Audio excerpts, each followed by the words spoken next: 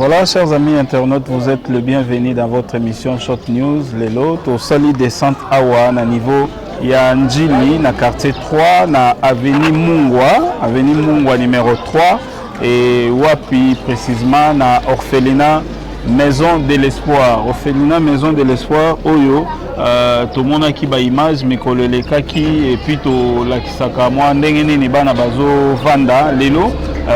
Coordonnateur na Maman Marie babenga biso bameka kosolola na bandeko na maignon surtout oyo elekaki eza bango lokola temps ya ko présenter ba merci na bango na ba assistance na makambo surtout elekaki et avec Ponce Moko qui est derrière la caméra to sala travail oyo déjà tozo pesa mbote na papa Osé Amani to sanité maman GH et puis famille Amani Mobimba famille Bomba pe to sanité to pesi bino bambo te place bozwami voilà awa tozo kota déjà na Maison de l'Espoir ndenge bozomona donc Maison de l'Espoir vous avez vu quand même ndenge panneau ezali et voilà donc biso tozo kota déjà wow Goutibana pe bazoyemba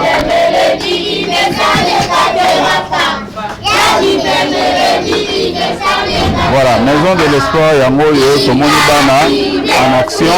Chaque jour, chaque jour, chaque jour. Priez chaque jour si tu veux grandir. Si tu veux grandir. Mon Dieu est si grand, si fort et si puissant. Rien n'est impossible à mon Dieu. Il a fait les montagnes, il a fait les rivières, il a fait les oiseaux dans les cieux. Mon Dieu est si grand, si fort et si puissant. Rien n'est impossible à mon Dieu. Il a fait les montagnes, il a fait les rivières, il a fait les oiseaux dans les cieux.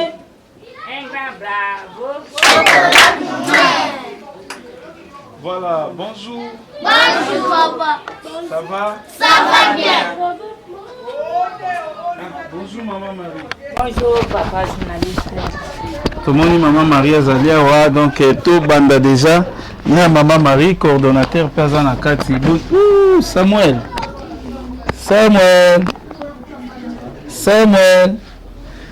Voilà, Samuel Yohana, ou bomoni maman Marie a Mimi, ezali bébé Nabiso Oyo, tozo rappeler toujours Oyo, bazwaki na niveau ya Kalamu, Oyo Azali Awa, Oyo tobeta imwa lisolo moke, ezalaki na ba dossier moko administratif to na niveau ya parquet, mais bon, dossier ngo essaie leki nango déjà, orphelinat.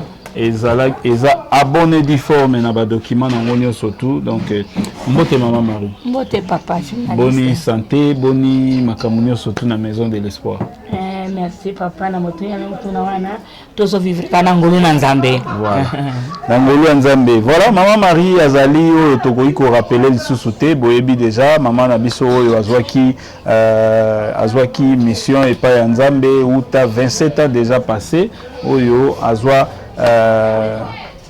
mandat ya kobokola bana oyo tango mususu batu mususu ba traitara bango ba sorcier ba traitara bango banani bakombo nyonso to oyo toyebi maman Marie andima bango maman Marie siko ndenge eza boye tango yo ndima makambo oyo moko bangezaka to mona pe moko aza pena donc kadia pemba pena ya suka wana vraiment nasiba na mutuna na yo ko basculer pe famille na yo moko mona pena vraiment mais oya za kati na biso aleki bango amen aleki bango na banga kate po moko moko pe na soki pe moko ka na pene na biso awa pa to bazo kima na nzela po ko tabelo na mwana wana na liboko kima nini asali bino nini azo bangisa biso mais tant to memi à Lusambo to yembisi Yesu sikwa koma un beau garçon le on a âge à 8 ans le là comme na 22 ans à côté de l'université to malika na balaba wana bamona kamone na nzambe amen aya à côté ya bangbawa akoma pe mosakole Okuta bana. Bomona kaye ya Christian Makoso Voilà, donc mon témoignage monene je crois jour mususu to luka cordo aluke la biso ndeko na biso Christian Makoso au sale la biso témoignage wana po eko édifier pe bato ebele donc to wele la ka ko traiter bana de la sorte et puis ko yango pezaka na maladie eza maladie ceux qui bolandeli yango bien et aussi là mon toupé azongi na ye normal donc onyo surtout ça et mawana eza lokuta ya satana. Voilà maman Marie biso to kozwa mingi te je crois to l'examiko n'a pas cordon en tant en distance micro eko aider biso déjà pour to se communiquer cordon mais ka osala moi plus de détails na masolo na biso. Voilà, Cordon, bonjour. Bonjour, Papa Iki. Bonne santé, bonne activité à Maison de l'Espoir. Oui, par la grâce de Dieu, ça va. Vraiment, toujours comme marcher par la foi et non par la vie. Dengue Bible, vraiment, banandé, bozomona bangoana, baza en bonne santé. Ok. Bien que tu passes un moment où qui est un peu fort, na ba problème, il y a ba maladie. Mais au moment que nous parlons, Dieu nous a fait grâce. Donc la situation est stable. Okay. Donc voilà un peu. Vraiment, de ma part, j'avais vraiment le souci de remercier les gens qui nous ont soutenus. Oui, vous pouvez déjà vous adresser na bango bazotalayo. Il y a comme la Ibiso, na katia orphelinat, vraiment. Je crois que les dernières mots au Pessiango et pas ya Colosse Massi de Nazareth, yende nzambe na biso, mon bati na biso, mon bix na biso, parce que la Bible nous dit que celui erré, celui qui s'intéresse aux pauvres. Donc pour s'intéresser qui na babola oyo tozana bango na kati ya orphelinat par rapport à problème nous surtout kutanagi nango vraiment na état de santé à Déborah, bosuna ki biso mingi. Et na liwa na ye vraiment toujours qui soutient na bino et puis bana na biso ya ba jimo auto perdra qui vraiment bana mabotami na maman Chantal Kayoa vraiment to pesi bino merci vraiment to pesi bino merci. Je crois que elongo na bana vraiment et c'est qui to sambela même plus de 1 ou 2 minutes ou 3 minutes on a bandé nyonso vraiment na osenga to kanga miso poto tika bandeko nyonso yo ba sunga kabiso awa et puis donner vraiment pour que ba apporter un plus musala ya nzambe to kangi miso tozo sambela pona bango nzambe to yebisa nzambe azala na bango nzamba sunga bango a fortifier bango a fulu ki sa misala na bango to bondeli au nom du Seigneur Jésus-Christ. Seigneur notre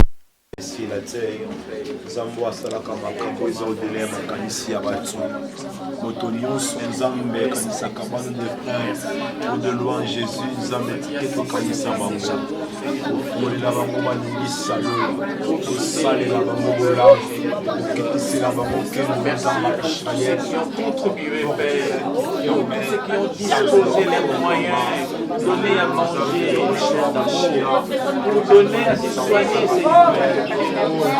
Toi qui as dit qu'elle avait les gens pires et sans tâche de non-toi, assister les orphelins, Seigneur notre Dieu. Voici devant ta présence, c'est toi qui as dit que tu es le Père des orphelins. Seigneur, rétribue tous ceux qui ont contribué pour ton œuvre, Seigneur notre Dieu. Toi qui es le Père de toutes les familles du monde, accorde la bénédiction comme tu l'as dit, que je bénirai ces bénis. Sois loué, sois glorifié à perpétuité, Seigneur notre Dieu. Tolobi, gloire et louange à toi, Seigneur Jésus-Christ. Tobi, tu m'as beaucoup pour l'ensemble.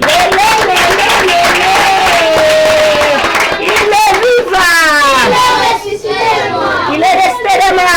Il est vivant. Qui? Jésus. Où? Dans mon cœur. Nani? Dans mon cœur. Alalaka. Alalaka te. Animbaka. Animbaka te. Akosaka. Akosaka te. Nani? Yes. Wape? Dans mon cœur. Azawape? Awa. Tobetele maboko.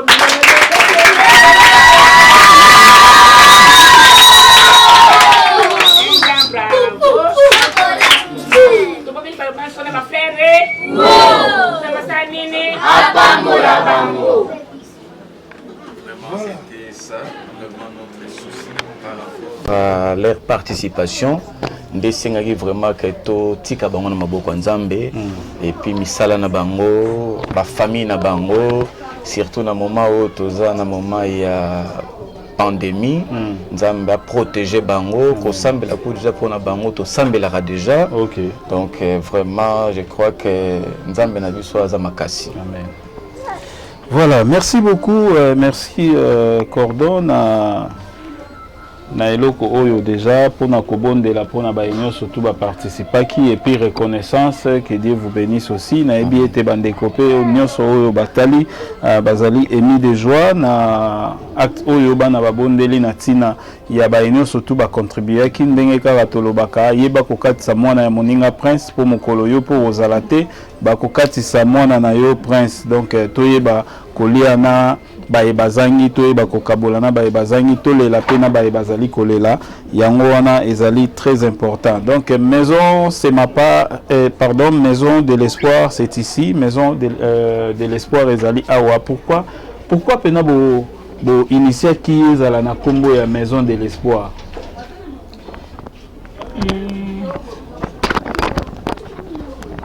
Ils ont rendre espoir na baoyo baza désespéré to inspiration moi ezaki ndenge nini. Merci papa journaliste Motuna wana et c'est pour singa pe lisusu on a koyeba batina ya kombo wana maison de l'espoir. Bato baza ko beta lisolo na esika baza ko mela masanga. Balobi te mama moko azimbongo na ya de compte final ali angote alobi nzamba bengi ye puna bana bitike oyo bazo bwaka sito bazo baza bandoki mama fo bana ko zwa bango o bana ko bokola bango ko sala bango nyoso ni masaka na mwana puis mama wana a s'adapter na likambo wana yoka kina matoi na ye vraiment moi mama na tozo mona ke za ba nere zo sala yi pour vraiment bazo traiter OK za ba nere liboma bien ndenge nini alors papa moko avanda ki wana atuni bango mama ngo eskaza iskanini alibi azana balabala nzundu 32 na quartier de kaka awa wini kuta ilero ya zubu msabu place bitoko ya bana ya kulala papa na peso ki limero wana na tongo lera ye ayiko kutanga na bassin bilamba na zo sukola bilamba ya bana na zo lakisa bango ndingi ba sukola ke lamba papa na pesa kitalibi non faites votre travail ala talingai ndingi na zo lakisa bango kotana na singa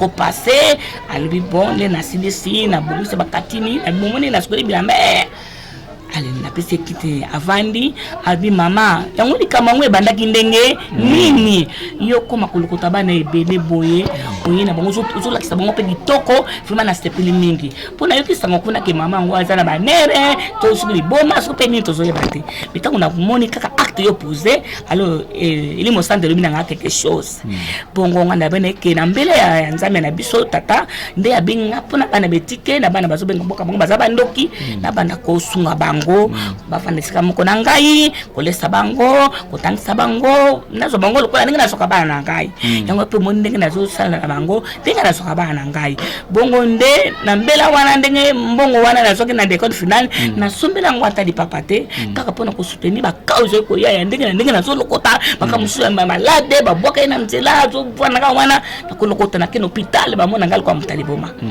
alors ni musala wana yango ni nazo sala ti lelo papa na talinga bi oyebi ke musala oyo il faut bana kusunga yo na yeba kitende leta ko sunga ngai to moto pele ko la yo ndo so na ngai oko sunga ngai na lobi ne bato bako sunga ngai bato bako sunga yo mais ça me passe ko bana ngai ke ne crains rien j'ai un grand nombre d'enfants ndenge bini bozo la nanga na bilili asako bana ngai ke j'ai un grand nombre d'enfants na bipa na ngba ko uta wapi na no na wis na sit mais nde bino bato zo la nanga nde bino bato nzambe nda fe kolobela nde papa na akelaki na ndako abondeli pe nzambe na elimo santo alobi na ye kombo ko pesa isika wana maison de l'espoir ekuta ke pa na ye tango ngo asali 2 jours aye pa na ngalobi mama ndangu na banda ko rédiger statut na yo na zui na matoi na ngalobi maison de l'espoir donc ye moko moto azwa initiative ya sala statut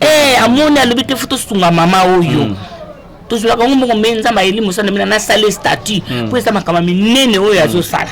Donc pour à rédiger statut wana esenga bango bafutaka mbongo nga nafutata elikuta te aluka eli mosando mina nga makambo na mato eli nga salela ye mokanda na ye ndenge basalaka et puis kombo ya ndako wana okopesa maison de l'espoir oyo elakisaka ndako ya elikia ntango ya ye pa na nga na 2 jours après alobita mosala nasali nga orédige cette page ma bien kaka ndenge olobela nga ndenge nzambe alobi na yo mosala kosala na siku nga na rédigeant na ndenge tosalaka ba statut bongo topesi komo maison de l'espoir bongo na nsima nango nga nalobi na ngai te komona nga vuvu kiami elakisi mon espoir komona vuvu kiami nga bien abibongo nde okotia bato na nsima bakosigne yo moko okosigne bongo okende kolégalize yango na hôtel de ville nakoma na hôtel de ville boye le nakei kolégalize yango nakutani kaka na moko ayebaka nga banda na zeko lokota bana abina lobaki na yo il faut mona na hôtel de ville olobite eza makambo nzambe omoni ndenge oyelelo alepesa statut alégalize yango kaka mbango oleke esala nga bakrobasi ozonga lelo ndenge bato bazaki plein kaka 3 jours après abimisili ngai statut apesi ngai na pe alepesi kaka $20 apamba nde nakomaki na statut ndeti ndenge baye kokanga ngai na gouvernement mama nasukota bana ame armée bakomi esika na ngai nazalaki bakote ngai nazobongisa makusa ya bana mpo nalambela bango fufu bana mosusu bazoya na basani natya biloko bato baye kokanga kasi bana ngo bango ezoservir kwa bana na ete bongo balobi baza na kati ya ndako me bango libanda te nde esika ke commune mpe aye koyeba ngai hôtel de ville yebi ngai le na commune bazo poser nga ba question mutango azobanga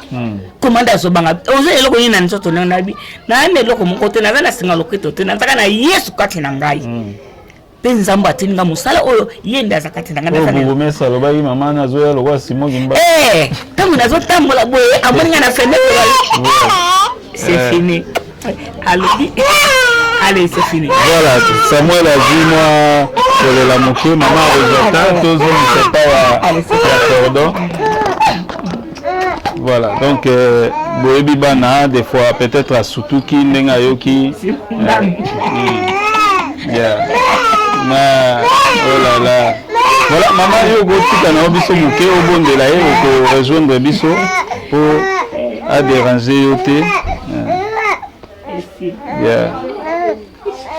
voilà, voilà bébé Samuel.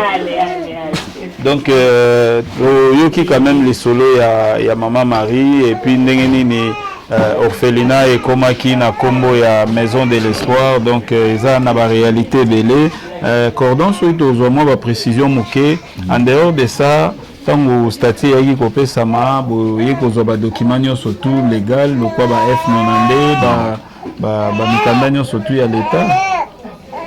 Dans ton tozi ba document ou singelaki pour to bandako est vrai nde toye ko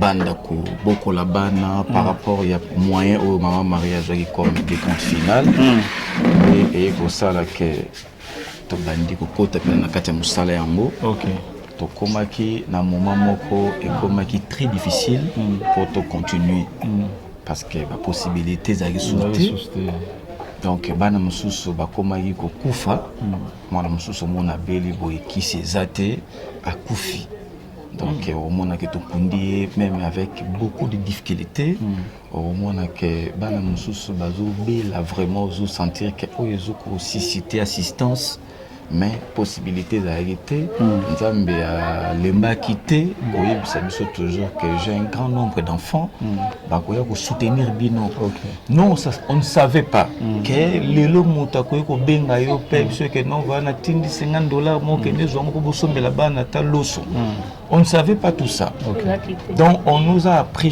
cela auprès du gouvernement ba autorité municipale que non Boza on a besoin déjà une ONG donc Boza orphelinat il faut que ça document il y a fonctionnement auprès de l'État pour beaucoup officiel des bateaux bako banoko apporter bino appui par rapport à musala au sala vraiment depuis 93 tobandaki ti lelo comme 2020 toujours totalisé déjà 27 ans d'existence. Fonctionnement ils ont marché vraiment comme il faut. Donc jusqu'à là, nous sentons encore le poids sur nous par rapport il y a ma charge haute donc les besoins principaux il y a bana. Donc point haut vraiment zanango vraiment jusqu'à là où toujours bundanango et ça prise en charge.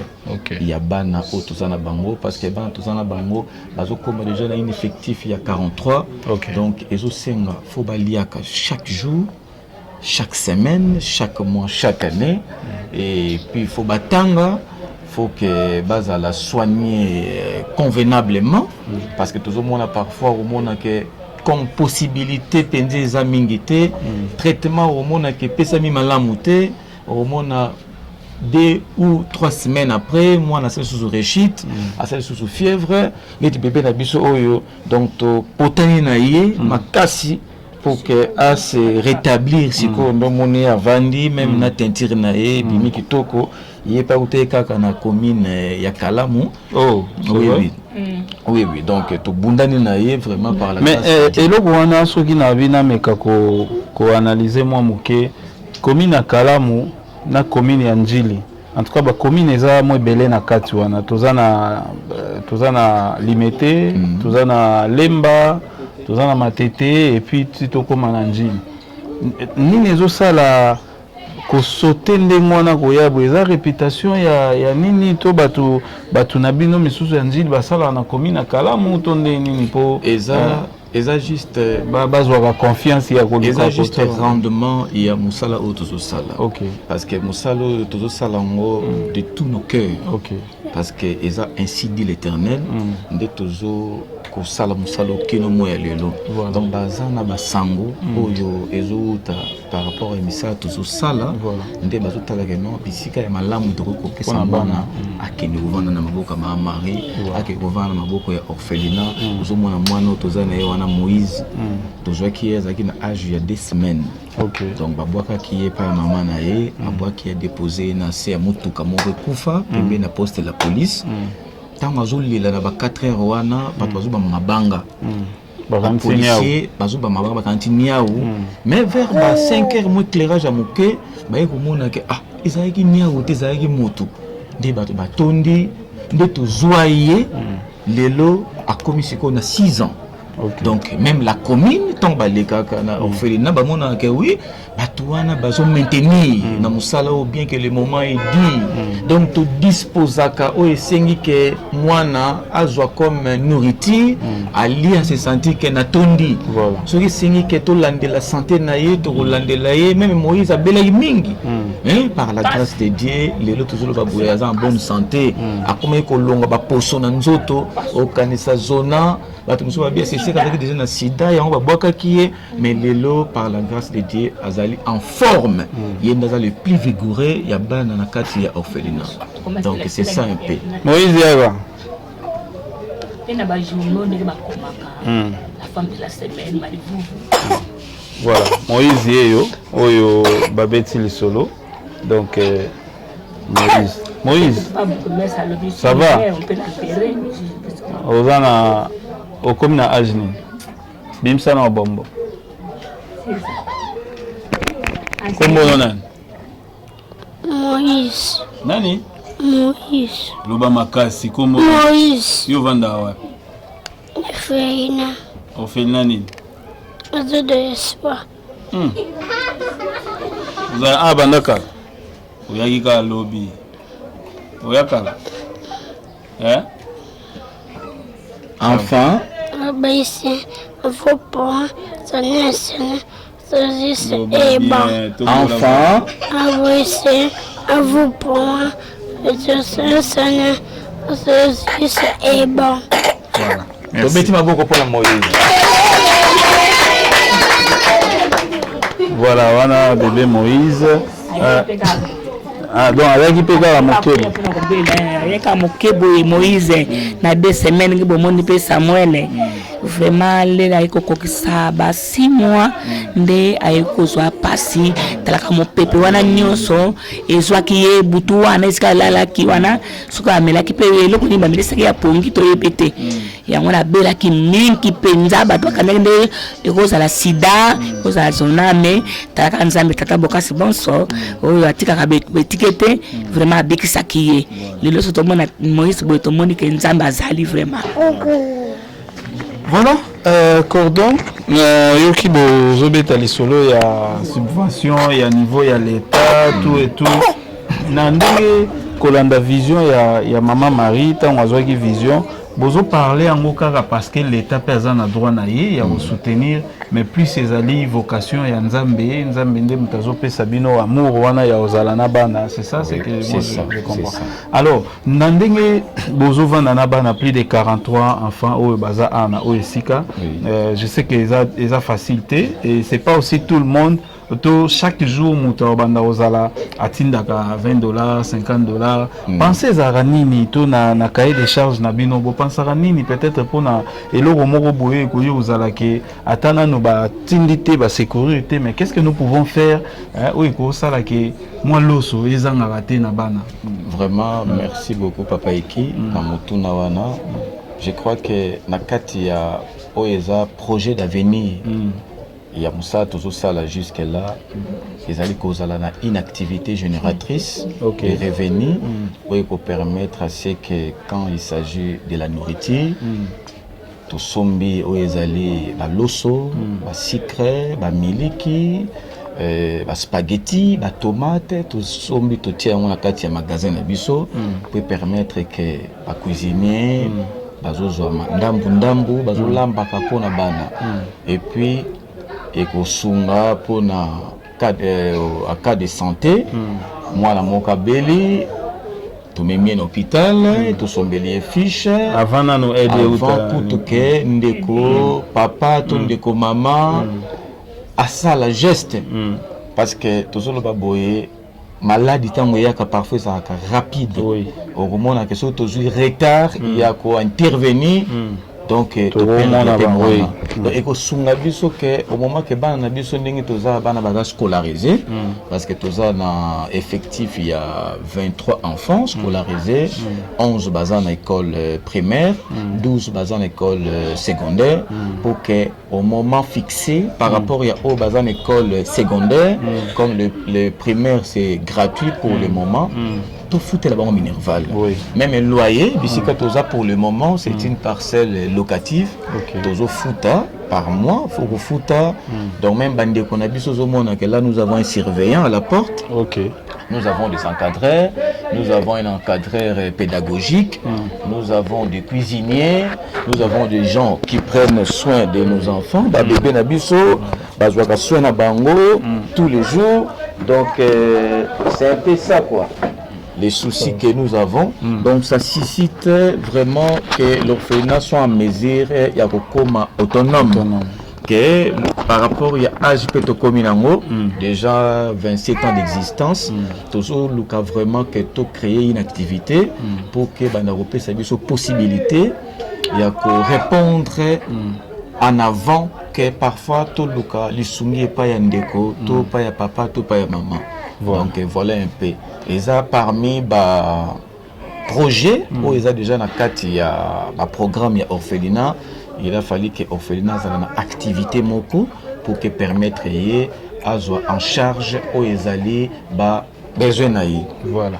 Voilà, c'est une bonne chose qu'on a déjà na eloko moko to lokola projet wana ezali, c'est une bonne chose, mais au moni bandeko na biso ebele basala ba chaîne à télévision tamsusu balobi pe opération $1 sombela kingani émetteur to tsaki yango pe ba misusu pe tamsusu pona activité na yemoko boye to pona football to mona yi batie ba tono na compte ba renaissance ba tsape ba contribution ba mbongo pona équipe mata pona nini te biso pe to contribuer to tsape pa na biso to tsa la main dans la pâte na action oyo mais siko pour na pe ko tsande ngona est-ce que eza na compte moko oyo izofungwama peut-être pour na yango moni bato mususu pe lokwa toza pe na mwa makila mwa kibomoto ezali balinga pe komona évolution eloko yango ezokende ndeni est-ce que ezotenir eza eloko moko kumoko global ya combien oyo ekoki ko permettre déjà un peu démarrage ya activité donc pour mutu pe en estimation bon na kuwana nga na kopesa ta 30 na kopesa 300 na kopesa donc mutu na mutaza na moi idée na déjà. Je crois que premièrement d'abord activité toujours l'ingato mettre en place. Maman Marie a travaillé à Orgaman plus de 25 ans. La Select. Elle a beaucoup plus d'expérience. On est allé dans le domaine à vivre frais. Donc, tu souhaites tout s'engager pour créer une chambre froide et tout louer. Parce qu'ils ont déjà la chambre froide, ou déjà ils sont disponibles. Ah donc il existera déjà, mais si vous avez loué en haut, donc activité oui. Donc, biso, comme biso ils ont craqué tout sa garantie locative, il y a place où on a une chambre froide. To kendaki to qui ba renseignement. To sur la gina bandeko, ils sont d'accord. Et puis to tia marchandise nakati il y a chambre wana. Donc maintenant tout ça là qui est un peu calcul par rapport il y a charge au nom de zanango. Parce que toute l'activité autour de ça là, faut y répondre quand même par rapport il y a la charge au tozanango parce que kolia il y a bana nyonso ndenge baza par rapport il y a nombre au tozanango et pizaki. Ce que tu vis ndako bisika bana bazola lela montana yango et pizaka. Ce que tu vis soins médicaux, tout le monde qui ndenge to bundana qui na santé à Déborah, ça nous a pris vraiment de l'argent, vraiment tout ça l'activité où peut permettre quand il y a un besoin, tout ça en mesure pour répondre même pas à 100%, même à 50 à 60%, et pour permettre que parfois ceux qui te montrent que tout ça la sous vraiment ma capacité de quoi comment que vraiment besoin dans les besoins, c'est quand même quand même le boko pour que ils sont à bango. Donc vraiment dans tout là déjà calcul n'ingé tout Julie va renseignement pour louer chambre froide. Donc chambre froide est allée dans montant il y a $500 par mois. OK. Là à 5 garantie, il y a 4 mois. OK. Garantie à 4 mois, donc ça fait une affaire de 2000. Donc, marchandises, ce que tu dis que tous à la penzana, marchandises, vous avez consistant, où il faut supporter presque le poids, il y a besoin de choses autour de l'orphelinat. Donc, je crois qu'on peut démarrer dans les 10 000 au moins. Dans les 10 000. Donc, dans l'estimation globale, vous avez déjà activer déjà dossier wana pour permettre à un moment donné moi Thompson et Goya et Lambami Koto moi nini d'ailleurs la activité wana ça va vraiment beaucoup aider pour les alliés côté à vivre à un moment donné coller les obima wana et que ça la malamu donc na nombre tozali toza penze belé ba congolais toza belé plus de 80 millions d'habitants donc ceux qui tobi tout ça na biso ata $1 et go les kata montawana mais tu ebi que tu participer biso nyonso te et lokola ba place mususu connexion ezaka te moyen batala makambo ezate na ndambo biso to tala makambo yo to contribuer kaka to luka to sala to atteindre montawana et go sala bien après qui la qui na lobelo komoko ezoyelanga toujours na motema musala o eza musala ya nzambe tomoni ba miracle mingi na kati ya musala oyo balingaki na relater histoire moko et pas ya bandeko bazolanda biso papa zela moke histoire wana ekimate nalingi to kende na suka penza te to kotisa mama Chantal kaka ndenge uti kosala ba message na yo ata msu mama Chantal pa koza na message moko ya oyebisa bato nyonso oyo bazalaki na ye pe Maman Chantal a koya na yoko vanda. Maman Chantal. Voilà, Maman Chantal ezali mama oyo wapi azalaki nazemi et puis oya botaki ba mapasa. Mama Boni. Ça va bien. est-ce que vous avez liloba moko ya yebisa bandeko nyonso toyebi ke lelo operdaki bana na yo nyonso tu baza susu te mais quand même baassistaki yo na moment ya robota oza na message moko ya yebisa bango tala kuna na message moko ya yebisa bango sikoyo ngavandaki ngapesa bango merci nzambe apambola bango ngavandi sikoyo tangu mlai sikoyo ngaoluka sikoyo basunga ngai na mbongo nga bana koteka mpo ngasunga oyo batikali osunga bandeko mosusu ngasunga bana oyo batikali d'accord oza na bana mibale baza mpe awa baza mpe ka awa lakisa biso bango na benga bango na Ornella.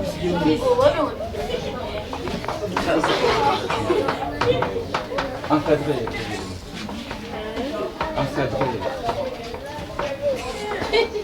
Ah, bango. Ok.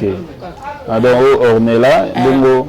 Fils. Fils. Ah, d'accord. Parce qu'on a un moyen pour la classe, balia, na kolia na bango, na koteka. Donc, ils ont en activité. Au niveau vanda boete, ils en activité. Vanda boete, na bana koteka. Ok. Merci beaucoup. Voilà. Donc, Monique, message des alagis quand même. Oui, il y a vos ça.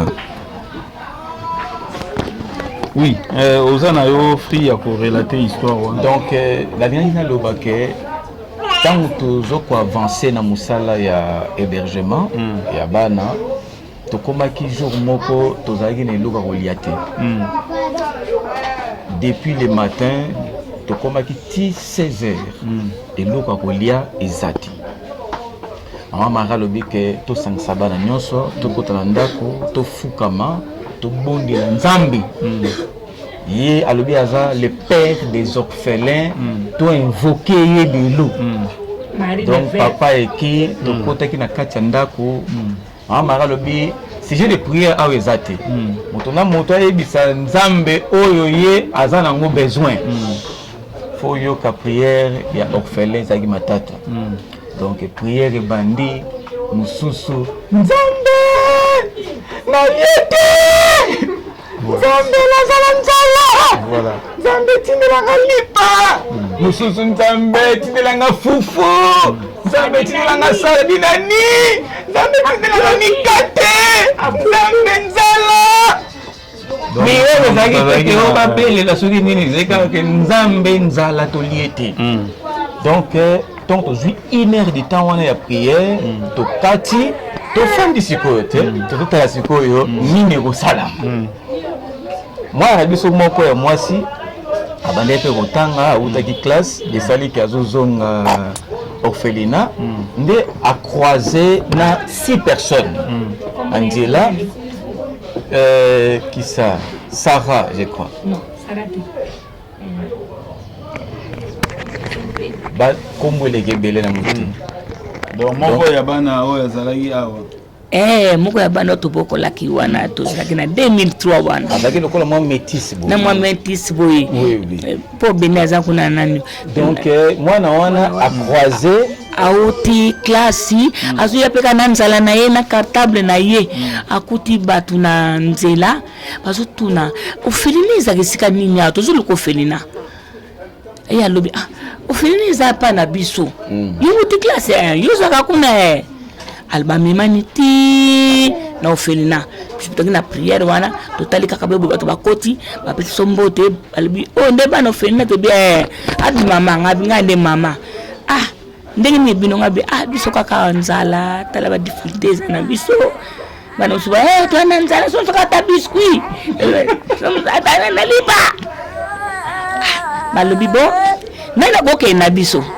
na kwanga bakosoma ko palos to nini nana boke na biso ngabi atanga moko mama na kokende abifo ata yo tena be natinika mwana mukimu mususu bakutana na nzela class ngabi boke ne ka nzela moko alobi est-ce que mokolo pe ko sala te ngabi sulo ba suko mokolo baka ngai moko na kolanda abi bon ça va olanda bango to kende betiki ba relaxa ko boutique moko mukia na bi te boutique te to sulu keska to ba saki ya loso basukali na miliki na boto pousse na suma mukito pousse ni boto ko ta boutique mo plein na biloko na monika almi mama luko pousse nga ni brouette albi te pousse bena pousse kaka te tia segalos tia sega muwa tia miniki tia sukali tia na na monika pousse mata tia bibida lila batie batondi si biloko tondi.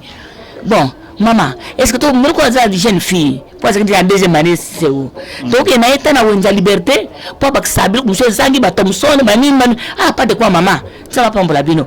Bon tu connais ba keba sombi biloko et na biso bana bakumisa kinzambe makasi ba pamula kinzambe na nsalo to zangi nango to mona kinzambe za présent on te le bagana été to beta kiwana alalaka animbaka akosaka nani Yesu wape na motema soko mene bena na motema penza nito bemelaka ye asalaka mokolonde kriwane salama kinde jour OK donc biloko ezokota bana bamoni ke biloko siko penze ye uti pa nani pa nzambe donc alala te dépoussé donc biloko basomba ki papa eki ekutaki bango plus de $800. OK. Or ezalaki ke bango tong bauti kotala ndeko na bango moko na niveau ya ma campagne plutôt na njili bango bautaki ma campagne 6 personnes donc 2 papas na 4 mamans. OK. Bautaki ma campagne ba kotala ndeko na bango pekara na njili vers quartier 6 mais na tong bazo plus na foba bima vers marché de la liberté. Tant bakomi kaka na contrée ya orphelinat nde balobi ke tozwi likanisi ke toluka bisika oyo bazobokola bana tosombela bango te loko ya kolia donc likanisi eli bango tant bakomi na quartier bisika orphelinat ezali nde balobi ke tozwi likanisi ke toluka bisika babokolaka bana tosombela bango eloko ya kolia or biso touti na priere ya nzala na bana babeleli nzambe nga nzala nzambe toliete nzambe tindelanga lipa nzambe tinda fufu donc priere wana to kataki na kokota na bango baye marami bango na boutique kwa bali oyo eza muke donc to kosombele kokate trop avancé papa ki dépousse yaki ngamo wana monaki ya live boye ke nzambe tozani kaka 0 mètre bana babanda kolia jour wana tolalaki retard parce que tomonaki live amaka lambaki benzunga ma famille moko ya potopoto moko ya fufu na badesu donc tellement biloko ngebelaki pe retard donc tozaki kaka na sengo jour wana de kriwane bimaki akosaka alalaka nani wapi donc to gardera kaka Yesu wana motema vraiment to beti maboko kona Yesu. Voilà, merci beaucoup. Tous à quoi encheminer vraiment vers la fin. Il y a émission Nabiso ya Lelo, donc Zalaki émission Wapi Maison de l'Espoir et l'ingaki ko remercier Biso nyo surtout Oyo Tozwaki Tana Biso ya ko participer na makamunyo surtout ekomaki awa na kati ya orphelinat oyo ekomaki awa na kati ya orphelinat pe ba enyo surtout baza ko assister bana vraiment orphelinat et zwaki moment oyo ya ko remercier biso na bino po ete ezala malamu po ezala pe malamu muto ayoka merci ayoka pardon ayoka s'il te plaît et soulageaka mutu donc tango muto azo alinga tuti yo alobi pe excuse et ça la bien mais tango ezaki tuti mutu na bosana gite ezala bien moi ba reconnaissance wana voilà awa siko tokomi vraiment na suka ya émission numéro ya contact ya orphelinat oyo bato bakoki kobenga bien que bato musu babengaka pe pa na biso babengaka pesa biso numéro ya cordon je crois lobi babengaki yo na ndeko moko na pesa yi numéro donc les temps à temps mais ba numéro na bango pe ezali présent numéro ya maman Marie lokola ya cordon donc bo pesa ba numéro ngo pour permettre bande comme susu nan bazwa quitter bazwa pe numéro na bino. Donc je crois que le numéro ya contact ya orphelinat eza plus 243 84 00 24 300 plus 243 81 81 28 80 et puis 7 à la fin Donc là, ce sont donc numéros de contact qui a orphelinat. Ce que Bengi Bisso, tu peux expliquer bien en détail par rapport à l'activité que nous avons créée. Parce que il faut te garantir vie à Bana, papa et qui. Monde Tozana Samuel Lelo.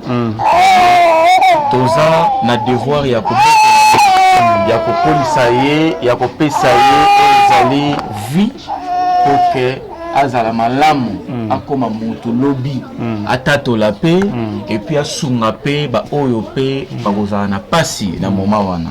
Donc vraiment souci ezali que tozala quand même na garantie mon maman Maria Zawana a commis déjà mukolo naye ezala un peu apaisé. Parce que souvent abandokanisa fufu abandokanisa suka sanza la ordonnance abandokanisa loyer fin du mois donc tolingi tout ko pesa histoire wana pour que les gens au bazolanda biso ba yeba ke o eza musala ya nzambe tant parfois ozui o ezali possibilité moko o contribuer au pesi maman marité au pesi cordonté au sungi bana au bazar dans les besoins parce que ni toujours le baboyer donc coller ça par jour minoko 43 et ça facilité il y a même des familles nakine bazar parfois 4 3 mais au moins on appelle bala linzala c'est pour ceux qui se que tout ça 43 bouches président vous avez 43 banaté oui donc voilà un peu souci ezali que vraiment les sungi ya bandeko nyonso oyo ba ko disposer pour na création il y a activité où il y a chambre froide je crois que lors il y a inauguration nango vraiment beaucoup de images papa et qui a besoin de la biso donc aux alawana bana biso aux la présent on fera une prière aussi pour ça par rapport à tous ceux qui auront à contribuer parce que ça œuvre de Dieu parce que la Bible dit acte nous tous posés na scène moi et allez enregistrer devant le ciel donc vraiment nzambe asunga bino vraiment bino bato yo boza nzamba pambola bino boza na ba possibilité vraiment botia la main dans la pâte nenge papa eki ya Utugoloba je crois que là-dessus maman Marie a voulu ko baksa sous un mot parce que vraiment toza au sinon numéro j'ai donné le numéro donc le numéro il y a maman Marie ezali plus 243 81 81 28 87 à la fin numéro ya cordon ezali plus 243 84 00 24 300 donc là vous subissez directement soit si vous monique biso tous ça occupé ko contacter papa eki à ko aider yo comment est-ce que ko atteindre biso to parvenir ko simba o ezali aide na yo to appui na yo vraiment de ma part que le Seigneur vous bénisse je crois que to yaki na sena moy oyo ezali tinda nzambe vraiment tous les passagers vraiment voilà pendant ces temps de passage to tika quand même ba trace oyo et kosala que lobby nzamba se souvenir na biso nango vraiment je vous remercie que le Seigneur vous bénisse tous. Voilà maman Marie tozongi na yo tokomi vraiment na suka émission kasi tomoni kokota na biso abana bazali koyemba tomoni bazaki na monitrice na bango ba est-ce que bozana ba matériel didactique na bino moko yo bo enseignera nango bana to kolakisa bango banzembo banini moi tableau moi nini to bosara ndeni pour encadrement na bango. Merci papa journaliste. Ndenge mbone moi tableau ane yali. Ah d'accord, oui, tableau ça. Na ba volontaire, ba maîtresse. Maman tout le monde azap na maîtresse hein.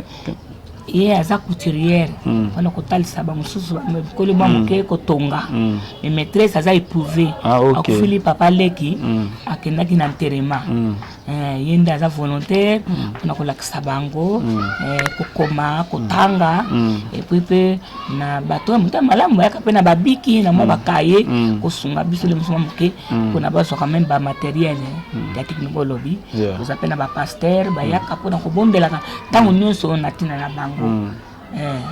Ok, bon siko ba condition na bango neti ya kolala banini ezaka ndeni ba mbetu na bino ba condition eza ndeni place balala. Bango nyonso basopanaka na salon to ndeni.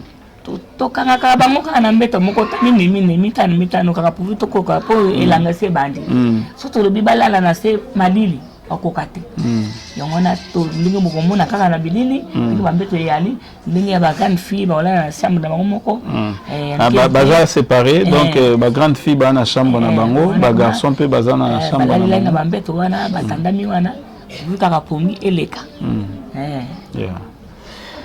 voilà.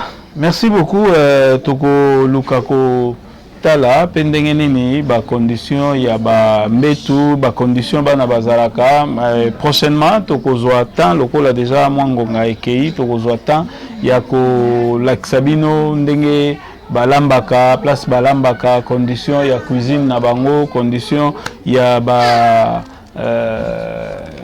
toilette na bango to banini na ba prochaine émission pour peut-être tout ça la bongo eza juste pour na ozana idée yo za musika ta mususu ko kozana idée pe bazo sala na condition boete bon so nzamba sungi ata mbala moko kamba mote so nzamba sungi ata mois prochain to mois okuna so na kangsina oyo na lukana salata kordo ba luka basa musala pour na toilette to po ba pesa bango ata matela ba pesa nini boyango na to sala ka bongo to zwa idée bisonyo surtout biso to za lokola ba voix de sans voix place oyo yo ozomona te to luki to laksa yo peut-être okoki kozwa idée to ozala na likanisi wana mais omona la te na kosalela yango wapi peut-être vous pouvez poser beaucoup de questions balaksaka babiloko boye balaksaka non ezali pona peut-être yo sur sala na yo mais ndeko mususu na mona image ya boyete na mona ba réalité oyo te à vivre na état molai na Europe alors il faut que mona pendenge baleki to bana na biso oyo bazangi baboti ba vivaka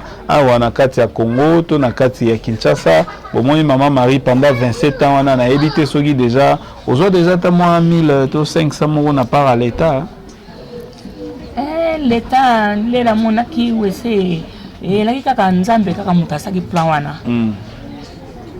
po tango banomaki gouverneur Kimbunda Jean akomaki titulaire ye azalaki chef nanga direct na kati ya SEDEC ayebaka boboto nanga ndenge ezalaki na mama mike nazalaki nango ndenge mpe nazalaki mpo kosunga bamosusu na kati ya sociale ndenge natalisaki ye ke ngai papa wese eza ya kokweya baportail bayiba na bamiyibi kolia pasi tozolala vraiment na condition moko ya pasi papa na nde ayaki kokanisa basunganga na mwa quelque chose wana na nini no wana ezalaki na 2004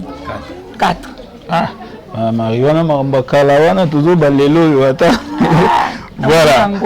voilà merci beaucoup donc pense moko tokomi na suka émission maman Marie liloba moko ezali oyebisa peuple congolais surtout bazotala biso na bakonzi soki ekokweya epa na bango pe vraiment tozosenga tozobeta cri de larme na bana oyo pour avenir ya lobi eza na bana oyo soki tozosunga bango nzambe akosepela ndenge abetaka tolo ke j'ai un grand nombre d'enfants eza bino nde bozolanda nga na bilili nde bino nde nzambe azozela balobi la meilleure jeune donne ton pain à celui qui a faim. Donne ton gage à celui qui a manque. Muta zani esika kolala pesa esika kolala. Muta zana nzala pesa ya kolia. Wana ndenza mazo le vrai jeune kenza mazo senga. Vraiment lisungi na bino ekosunga bana oyo. Ebele baza kunana na nzela motema mama mareza na pasi. Tango kana na wenze na tali bana bazo lokota bazo mama ayo bokola kabana te tokende na utalesika ngona kutia bango eskanini nakolesa bango kaka ndenge nini isungi na to sengi poto sala activité génératrice soki ekomeli biso ekozala malamu po bakamu soto zwaka mwana za malati fokende na médecin atala ye ayebele kunini azomona pasi bisoki palate eza te ekozala pasi ne maladi one ekosagrave mwana ekoma retard yango bino bato bolandi biso nzambe amona bino nayebi ke mitema na bino ese tout sami etondi na bolingo parce que balobi celui qui souffre la compassion de son ami même si la banane l'éternel son Dieu compassion na bino namoni ya nzambe eleki mais oyo ya bino soki vambo osaleli yango bokopambolama namona batémoignage ebele na kati na Congo moyena lobango eza te nzambe apambola bino amen Voilà, Nzambe apambola bino tokomi na suka émission. Merci na Ponce Moko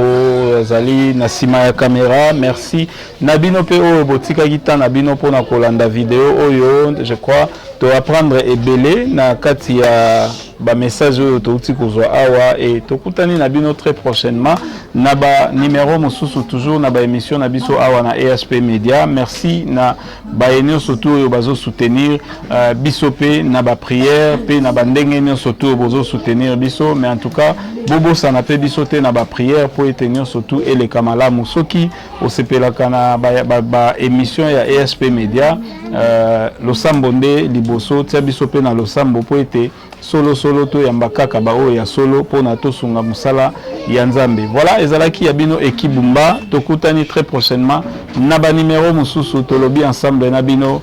Glory be to Lord. Bye.